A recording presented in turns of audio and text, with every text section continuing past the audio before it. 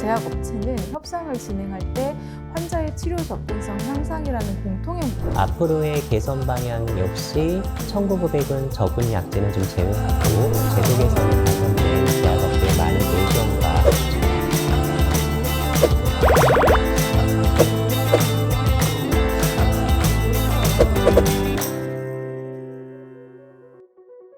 네, 마치 2월부터 새해 시작인 것처럼 1월이 훌쩍 지나가 버렸습니다. 중간에 설날도 끼어 있었고 새해 계획 세우다 보니 한 달이 삭제된 기분인데요. 이분들 역시 누구보다 바쁘게 지내다 보니 1월을 실감하지 못했을 것 같습니다. 바로 국민건강보험공단 약제관리실 분들인데요. 오늘은 약제관리실 중에서도 제약업계의 관심을 한몸에 받고 있는 부서죠. 신약관리부 오세림 팀장님과 사용량관리부 김영민 팀장님 모시고 업계분들이 궁금해하실 내용 같이 이야기해 보겠습니다. 안녕하세요. 안녕하세요. 두 분 연초부터 엄청 바쁘셨을 텐데 어떻게 지내셨나요? 연초에 새로운 정부의 건강보험 정책의 방향이 정해지면서 특히 필수의료 강화 그리고 신속등재 등에 관한 정책이 수립되고 저희 부서 역시 이에 발맞춰서 새로운 규정을 개정을 하는 등 새로운 사업을 시작하느라고 정신없이 보낸 것 같습니다. 네, 김태희 의원님은요? 네, 저도 사용량 약가 연동 제도 연구 후속 작업으로서 제도 개선을 마련하고 2023년 추진될 예정인 사용 범위 확대 협상 제도 관련한 연구 용역을 준비 중이라 좀 바쁜 것 같습니다. 네, 두 분 역시 바쁘게 지내셨군요. 먼저 오 팀장님, 그 신약관리부에서는 주로 어떤 업무를 보시는 거죠? 예, 신약관리부라고 하면 이전에 공단의 업무 중에 많은 분들이 알고 계시는 것은 협상입니다. 하지만 신약관리부에서는 신약협상만 수행을 하는 것이 아니라 1팀과 2팀은 신약협상을 주로 수행을 하게 되지만 위험분담 제도라는 특별한 제도 하에서 계약이 이루어지고 제약회사와 그리고 환자들에게 지원 사업을 함께 수행을 하고 있기 때문에 3팀과 4팀에서는 제약회사로부터 환급액을 징수하는 업무 그리고 환자에게 다시 돌려주는 이런 업무들을 수행하고 있어서 사실 신약관리부가 하는 업무의 범위는 굉장히 생각보다는 넓습니다. 최근에는 이런 위험분담 약제들이 증가하면서 3팀과 4팀 업무가 증가해서 전산고도화 등을 함께 추진하고 있습니다. 네, 말씀만 들어도 엄청 하시는 일이 많은 것 같습니다. 신약의 대부분 이제 공단과 약가 협상을 거치게 되는데요. 대략적으로 약가 협상은 어떤 절차를 갖고 얼마나 걸리는지 좀 알 수 있을까요? 제약회사가 일단은 식약처로부터 의약품에 특히 신약 같은 경우에 판매 허가를 우선 받으셔야 됩니다. 근데 판매 허가를 받은 의약품 중에서 보험급여를 적용받고자 제약회사가 직접 신청을 하셔야 되고요. 제약회사가 신청한 약제들은 일단 공단이 아닌 심사평가원에서 해당 약제의 비용 효과성 그리고 임상적 유용성 등에 대해서 평가를 받고 이 약은 두 가지를 고려를 했을 때 급여가 적정하다라고 평가해서 약제급여평가위원회에서 타당하다라고 의결된 약제는 협상을 넘어오게 됩니다. 이 사실 평가 기간이 굉장히 긴데요. 일반 약제는 약 120일, 위험분담 약제는 150일 기간 동안 심평원에 머물면서 평가를 받게 되고 단 업체가 보안 등을 준비 제출한 기간은 이 평가 기간에서 제외가 되기 때문에 일반 분들이 생각하시는 것보다 길다라고 느낄 수는 있을 것 같습니다. 공단은 평가를 끝나서 급여가 적정한 약제에 대해서 복지부가 명령을 해주시면 협상을 시작하게 됩니다. 그래서 복지부가 협상 명령 문서를 주신 후 문서 시행 2일로부터 60일간 협상을 진행을 하게 되는데요. 60일간 진행하는 동안 공식적으로는 2회에서 3회 정도 협상을 진행을 하게 되고 사실 공식보다 더 중요한 것이 실무적으로 진행하는 실무협상인데 실무협상은 짧게는 3회, 길게는 6회 이상 진행하고 있습니다. 이전에 협상한 약제 중에 좀 이제 굉장히 중요한 약제 중에 하나는 일주일에 1회씩 제약회사 만나가면서 10회 이상 실무협상 진행한 약제도 있고 또 협상을 만나서도 하지만 중간중간에 유선통화하고 메일로 서로의 논리에 대해서 협의를 하게 되는 과정을 거치게 됩니다. 그래서 약가 협상이 원만히 합의되고 합의서 작성하고 복지부에 보고를 하게 되고 심평원 통보가 되면 복지부에서는 협상 결과를 건강보험정책심의위원회 건정심이라고 부르는 이 의결기관에 상정을 하게 되고 이 의결이 되면 최종 고시하게 됩니다. 그래서 사실은 협상이 60일 동안 타결이 되더라도 건정심 의결로 고시하는 절차들은 상당한 행정 시간이 소요가 되기 때문에 저희가 60일이라고 기대하는 것보다는 조금 더 긴 기간 지난 후에 급여가 될 수 있습니다. 절차가 엄청 복잡한데요. 지난 1월 3일부터는 약가 협상 지침도 일부 개정됐어요.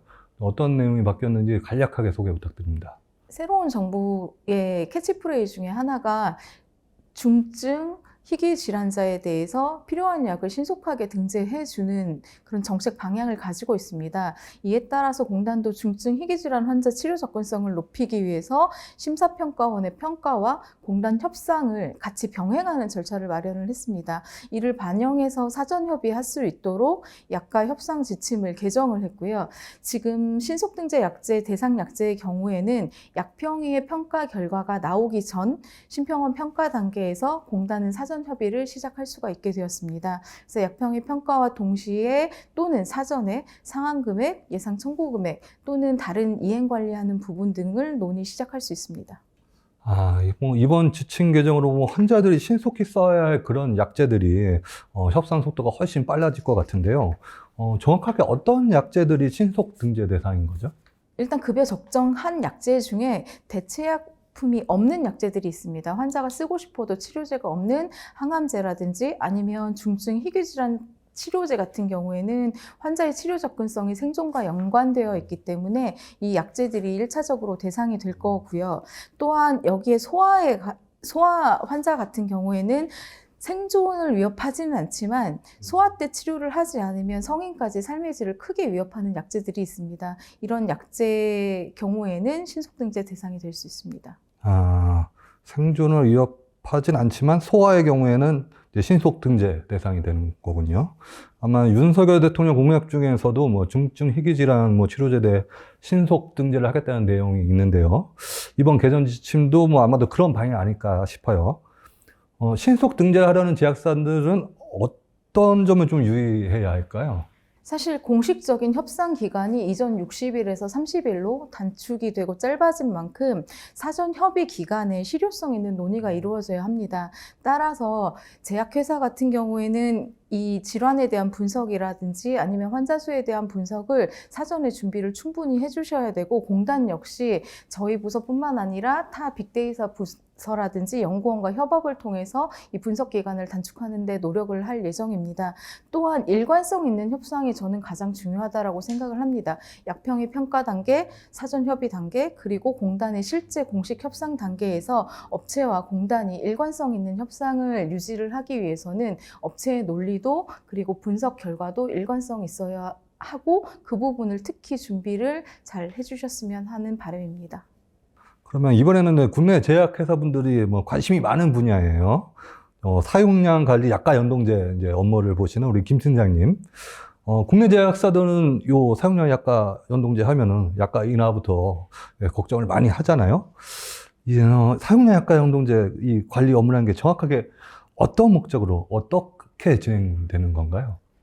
네. 현재 국내 약가 사후관리 기준 중 이제 약가의 조정 신청 제도가 있거든요. 그거는 이제 약가를 올려주는 협상인데 그러한 조정 협상 제도 외에는 모두 약가 사후관리 약가 인하 기준이고 사용량 약가 연동 협상도 이러한 약가 사후 인하 기준에 속하게 되어 있습니다. 현재 지금 사용량 약가 협상의 가장 큰 제도의 내용은 실제 청구 금액의 전년 대비 또는 이제 예상 청구액 대비 크게 증가한 약제에 대해서 이제 가격을 인하를 통해서 과다한 재정 지출의 좀 위험을 분담하는 것이 그 목적이라고 할 수 있습니다. 네.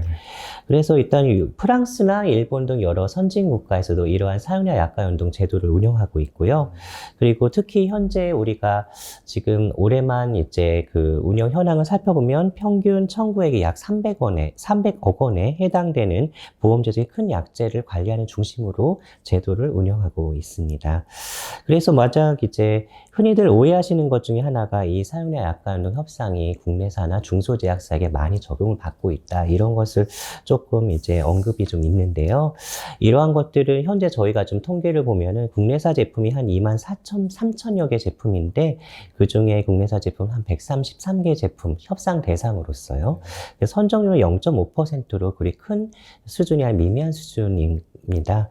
그리고 이제 앞서 말씀드린 바와 같이 이제 어떠한 좀 사용량 약화운동 협상 제도 자체가 기본적으로는 과다한 재정 지출의 분담 기준으로서 약가 인하의 기준이 주로 있다라고 말씀을 드리겠지만 그래도 현재 지금 작년에 했었던 사용량 약화 제도 연구 용역을 토대로 어떠한 과다한 일시적 증가 또는 이제 환급 제도 등 좀 이제 이해관계자, 제약업계의 의견을 좀 수용할 수 있는 계약 방식의 다각화에 대한 부분을 지금 검토하고 있고요.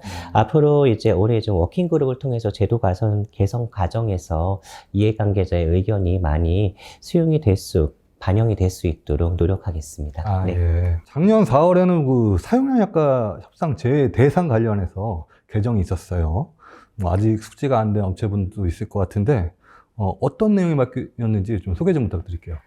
네. 2021년 4월 이제 개정한 것은 사용량 약화운동 협상 세부 운영 지침 중에 제외 기준 항목에 대한 개정 사항인데요. 청구 금액 제외 기준을 15억에서 20억으로 상향하고 산수평가 미만 제외 규정을 산수평가 90% 미만 규정으로 이제 축소한 내용입니다. 이러한 제도 개선을 시행하게 된 것은 산수평가 미만의 사유로 제외되는 약제가 재정량이 높은 약제고, 그리고 재정 영향이 적은 약제 건수가 많아 제도의 효율성도, 제도 운영의 효율성도 저하된 것 같았습니다. 이러한 관계로 저희 지침의 제도 제외 규정을 개정하여서 그 결과 현재 그 작년 협상의 그 현황을 살펴보면 소액 약제의 제외 비중, 소액 약제의 제외 비중이 증가하였고 대형 약제 협상 대상의 비중이 증가하여 재정 영향 및 제도의 효율성을 높일 수 있는 계기가 되었습니다. 네. 올해도 이제 다유형 같은 경우 이제 뭐 산정약제 대부분 텐데 전전년도랑 작년 사용량을 비교 모니터링해서 이제 약가 협상이 진행될 텐데요. 특히는 작년에는 이제 코로나 때문에 뭐 감기약이나 진통제들 뭐 사용이 많았어요. 그래서 그 사용량 약가 연도제 협상하면 이런 약들이 약가가 크게 인하될 것이다. 뭐 제약업계 분들은 걱정하고 계신데 공단도 이런 부분을 고려해서 올해 협상을 진행할 것으로 알고 있거든요. 코로나로 늘어난 사용량 어떻게 보정해 협상이 진행되나요?